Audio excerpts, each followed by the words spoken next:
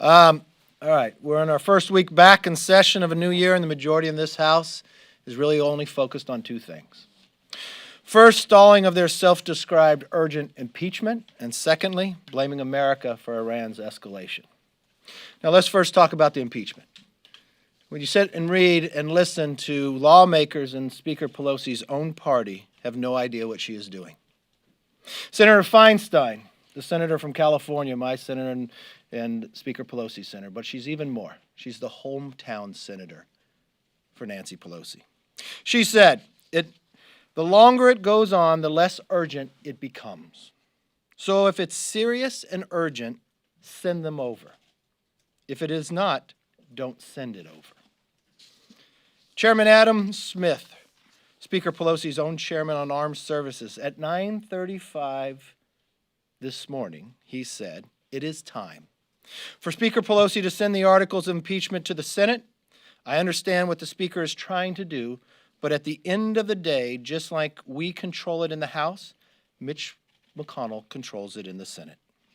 Or Congressman Jamie Raskin, a member of the House Judiciary, but also the member who was selected to represent impeachment inside the Rules Committee. He said, there can't be an indefinite delay. Obviously, there's a constitutional and political clock ticking at this point. We are eager to see that things move forward. But I just listened to Speaker Pelosi say she wasn't moving them yet. I'm not sure if she's just embarrassed of the work that's being done or if she lied to us about being urgent. On Iran, yesterday the president confirmed he was focused on de-escalation and defending the American people. Instead of working with the administration to make America stronger, Democrats are working against us to make us weaker. Make no mistake, today's war powers resolution cannot become law. By definition, it will never be sent to the president, and it will never limit his constitutional authority to defend the American people. It is a concurrent resolution. This is the type of resolution that we invite the soapbox derby to the Capitol. This is a meaningless vote that only sends the wrong message that the House Democrats would rather stand with the socialist base than stand against Iran. Now, I listened to Speaker Pelosi in a question that Chad asked her about the concurrent resolution. And I want to clear up because I believe most of that was fake news. Contrary to what the Speaker said, the resolution before the House is non-binding. It does not have the force of law. The Supreme Court found that in Chanda case, the concurrent resolutions are unconstitutional as a means to limit the executive branch. For someone that I hear and claim so deeply about the Constitution, I think our Speaker needs to brush up actually on her facts. Let's open it up for questions. Yes, sir. Mr. Leader, the Speaker continued to say today that she needs to see more from Senator McConnell on what the trial will look like before she sends the articles. Why is that an unreasonable request? Why shouldn't Leader McConnell just come out and show what the rules of this proceeding are before she sends the articles? Did she say that with a straight face? You sat through this impeachment. You watched the Speaker of the House deny any rules going forward in the House. You watched the Speaker of the House change every history we have when it comes to impeachment. We had a history about how we dealt with Clinton and how we dealt with Nixon in a fair process. She changed all that so it could not become fair. She took it out of the judiciary and put it into the Intel Committee, where they couldn't focus on other things that are going around the world, only focus on impeachment. She denied the own members the ability to ask questions, and only for the first 45 minutes that the chair and someone not even elected to Congress had the power to ask questions. She denied the minority to be able to have witnesses. She denied the accused, the president, to even have legal counsel. And she has the gall to say she wants to determine what happens in the Senate? Maybe she's more concerned that her case is so weak. I've listened to Mitch McConnell, who, you know what, stays with the fair process that President Clinton had. He said he would move forward with that. The Speaker does not have the power to continue to hold. This is something that is passed in the House and has constitutionally has to move to the Senate. She told us it was urgent, is why we had to move so quickly. And now she thinks she has the power of the Senate? Again, I wish she would read the Constitution and understand what power she has and what she does not have. Do you Leader support the McCarthy. Republican senators who are pushing to start the trial without the articles? You know what? I support the Democratic Senator Dianne Feinstein, who said the longer it goes on, the less urgent it becomes. So if it is serious and urgent, send them over. If it is not, don't send it over. So the answer to Senator Feinstein is that's the Speaker is saying, I guess it's not too important. Why did you waste an entire majority on trying to impeach a president and then hold the papers? Or what about her own committee chairman, Adam Smith, who said it is time? The only person who does not believe it's time is the Speaker, and I do not know why. Maybe the case is too weak. Leader McCarthy. Senator, Congratulations to appreciate it. The senators Mike Lee and Rand Paul came out at yesterday's briefing with the administration saying that they encouraged them not to have a debate on war powers. They came out calling this un-American and are siding with Democrats, Tim Kaine and their war powers resolution. Do you think it's a debate worth having around war powers? Why would you say this debate wouldn't be worth having? Well, first of all, they're lying to the American public by a concurrent resolution. It has no power. It has no power whatsoever. It's equivalent to when we invite the soapbox derby to the Capitol Hill. So the Speaker just stood before you and either does not know the meaning of the Constitution or she lied to you. I'm not sure which one it is.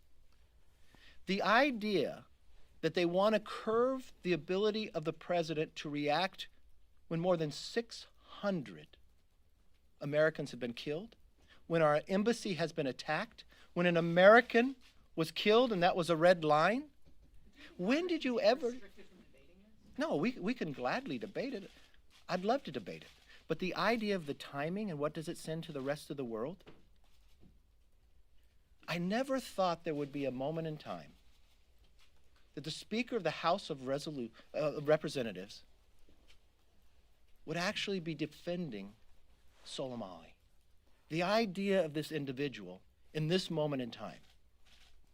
That they would be defending Iran, that somehow they did not escalate this. When a president stood before the world and the country yesterday about de-escalating, what do you say to all the Gold Star families?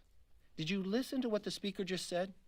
Soleimani was a bad person, but. There is no but.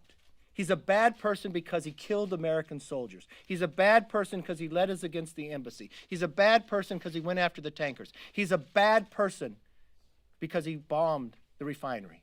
He's a bad person because he was planning more against Americans. The president was right in his actions, and we are safer today for it. Leader McCarthy. I think that part of what the Democrats are doing today is wrong.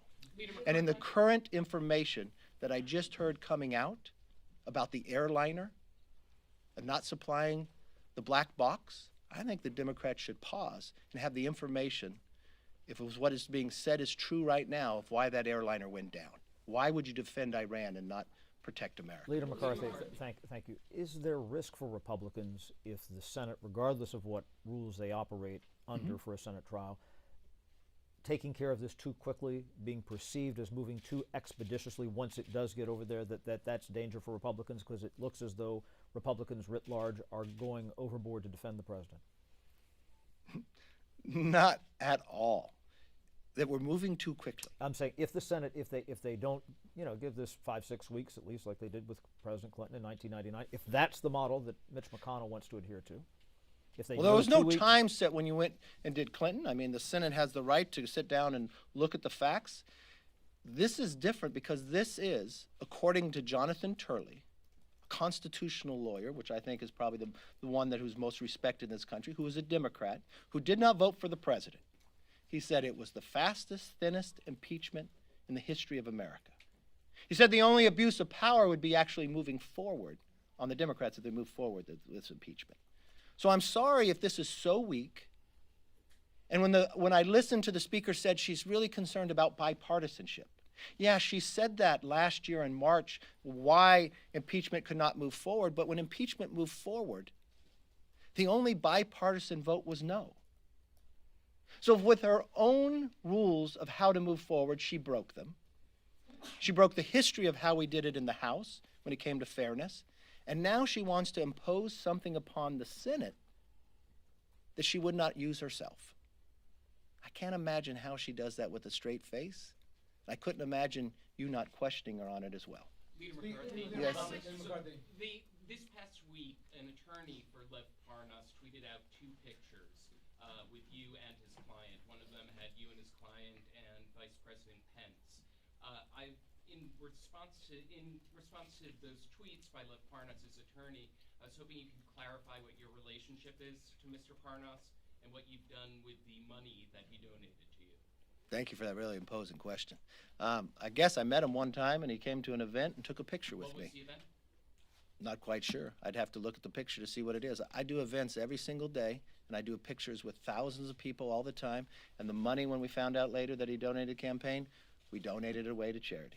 Any other questions? Yes. Just to clarify something you just Please. said, you said that the speaker was defending Soleimani. Do you really believe that she is defending one of the leaders of Iran who's been an enemy against the United States, rather than raising concerns about the killing of him and the ramifications that it could have for U.S. interests? I sit in Gang of Eight meetings, and I sat in the classified meeting. It was justified, and anybody who sat in there knows it. Anytime I hear a Democrat talk about him and say he was bad, but then use the word but, yes, I question it.